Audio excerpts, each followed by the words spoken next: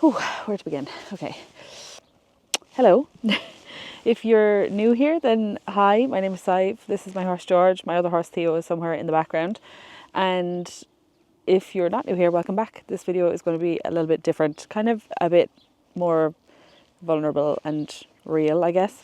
I always pride myself on being very honest and open about things, and I try my very best to be, but there's been something I've been struggling with for quite a big chunk of this year that I haven't really spoken about, and it kind of bubbled over, and I had a bit of a meltdown, not a meltdown, but I have a bit of a rant kind of on my Instagram stories the other day, and it seemed to resonate with a lot of people, which was great, and it made me feel a lot better. So if you don't follow me on Instagram and you didn't see that, the gist of things is that I have been really struggling with my confidence, and mine has really been coming from like a fear of judgment and a real lack of confidence in my own abilities, and a real feeling of my horses are wasted on me, blah blah blah. And whenever I see other people talking about this, I'm like, no, like your horse just needs to be fed and warm and comfortable, and they don't care if they're in work or out of work, you know, it just really doesn't matter to them. But when you start to feel that way yourself, it's really hard to kind of like believe that rationale, I guess. I think this year we've had like a load of ups and downs. You know, we started off the year really strong, and then George had a displaced colon, and then we kind of got going again with our training, and we got onto the All-Star Academy, and then we found he had hock arthritis and it went down. And I also feel like my riding has been getting progressively worse, and then I realised I hadn't been to one show this year at all, and that sent me into another bit of a spiral. And then I was like, oh my god, how do I get back out there? Like, I'm going to be awful, I don't know where to begin. And then I kind of just stopped doing anything, and I was just hacking and mooching around with no real aim. And I have been jumping him again at home and just trying to get back to the fun side of things.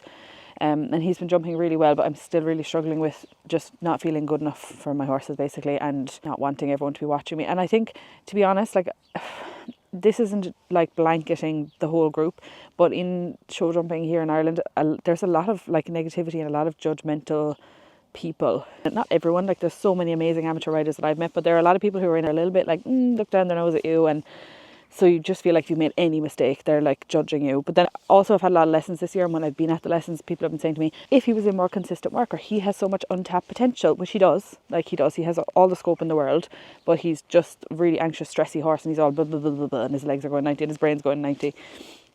But yeah, 100%, like if someone else had him, or if he was in a professional yard, he would be a different horse, but he's not, and I'm never going to sell him, like unless there was some horrible financial constraints that I couldn't have him. He'll always be with me. So I don't know, I've just been finding it really tough. Anyway, this series, I want to hold myself accountable and hopefully help other people to see that you can get out of this sort of rut. I just want to get my mojo back, and I don't care what height we're doing.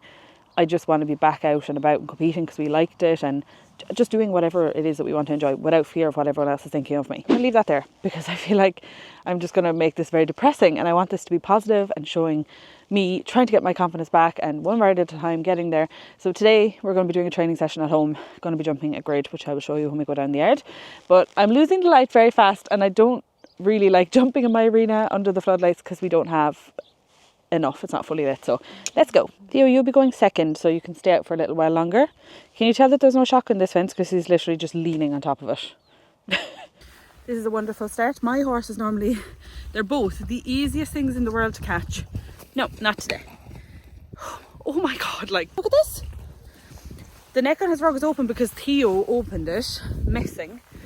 And the two of them are normally angels to catch, literally like this, a child could catch them and bring them in, and they're just thundering around the fields. Oh, off he goes again. Theo is now gone. We caught him and he has left. And George still says, no thank you. Well, that was literally, I don't know what's going on with my hair. That was literally the worst start to the vlog. Took me 15 minutes to catch George. He's normally a saint to catch. Like, no issues. He'll walk straight up to you. They both will. They're like, no problem, let's go in. Dope on a rope on the lead. Like, so good. He was thundering around the field, galloping, bucking, up and down, making absolute field. I just need to breathe. It's a really bad omen, because he's going to be up the walls Lala now when I get on him. Woo! Right, George is all tacked up. My bigger camera, I'm keeping the battery in that for Keelan to take some riding footage, but he is ready to go. His clip actually doesn't look that bad on camera, but it's actually gone like really wiry. Needs to be redone. Let's just find you some boots, George. Why not do a voiceover to go through a little bit of our grid work session? So the footage at the start is in slow motion. Please take no notice of that. It does go back to normal in a second. But we started off with some bounces, and this is the only video where I was in focus, but he was really backing off. So I was like, no, we'll just leave this now for a minute. We came back to them at the end. First time we went through the grid, as you can see, I had to really push him forward, and they're not long strides, but he just didn't want to, you know, take on the grid, which is typical of him whenever he does anything for the first or second time, even in this arena that he lives in and is in literally every day. Well, not every day, but you know what I mean. This is his home. This is where he should be most comfortable. Now, very quickly, he grew in confidence and he was towing me around the corner down to the grid. I'm trying so hard not to overanalyze everything I'm doing and the way I'm riding in this. Also, shout out to my hat silk that kept coming off, so I had to just rock the egghead look eventually. But yeah, I see the flaws and the issues, and I did after a while start going, okay, so you need to think of these like elbows in, you know, use your outside hand when you're riding him through the corner so that he's not fighting you and you're not like turning his head but not his body. But at the start I wasn't really thinking of that. You can see when we put it up slightly in the mid-light to really ride him forward through it the first time, but the second time he was super confident, so we left it at that. Done jumping George. He felt really good and I felt really confident. My arena is built on a slight gradient, which I actually like because it helps me to train them to work on like a slight downhill or slight uphill. It's very gradual. So this grid was built across diagonal, slightly uphill, because I find he can really rush through a grid, and this just helps to slow him up a little bit because he's got to use more push because he's on that slight gradient. But he felt really good. I haven't watched any of the videos. My issue is that obviously it's really much easier to jump through a grid than jump like fences on their own, and that's where we will struggle. But it's nice to jump the grid and get my confidence up and get his confidence up before we start doing things that he struggles with more. So happy.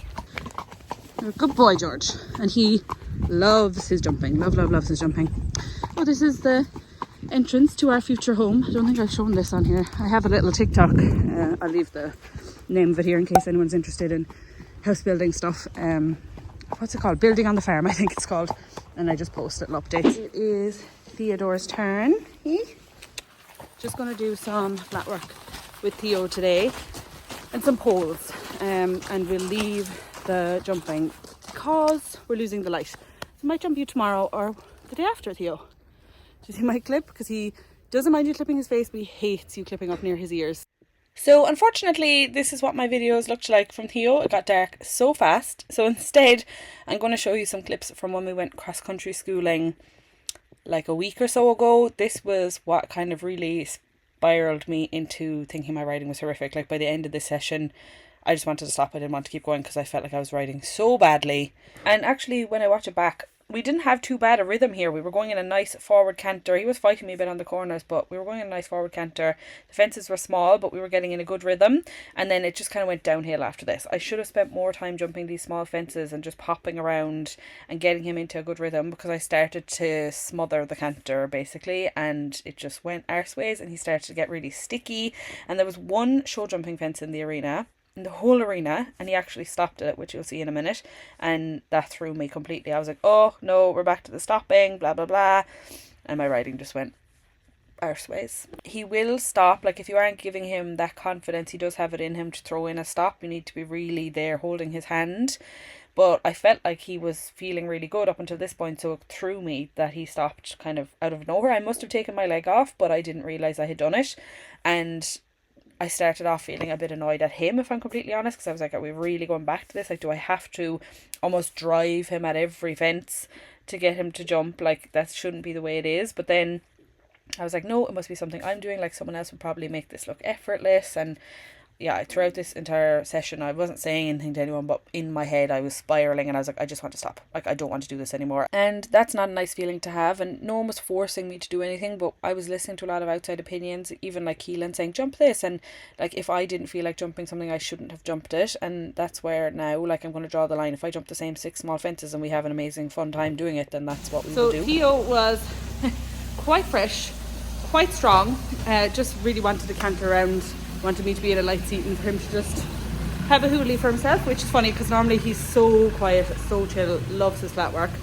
Like, he's really nice on the flat. But then I realised I don't remember the last time I schooled him in the arena because I've been really neglecting that, which is completely my fault. So a couple more days and he'll be back to his usual self. So I would like to start working on more like lateral movements and stuff with him on the flat now that we're in the new year. Again, like when I was riding him, I was like, oh my god, like I've left this horse go so backwards. But actually, if I really think about it, like I feel like we've done a good job on him. Like, he's beautiful on the flat and he's very confident to do things with now that he would not have wanted to do with him when we first got him. Like, he couldn't clip him, he had to be sedated, I was told. But we've never sedated him. I've gradually built him up to it. He's perfect to shoe front and back.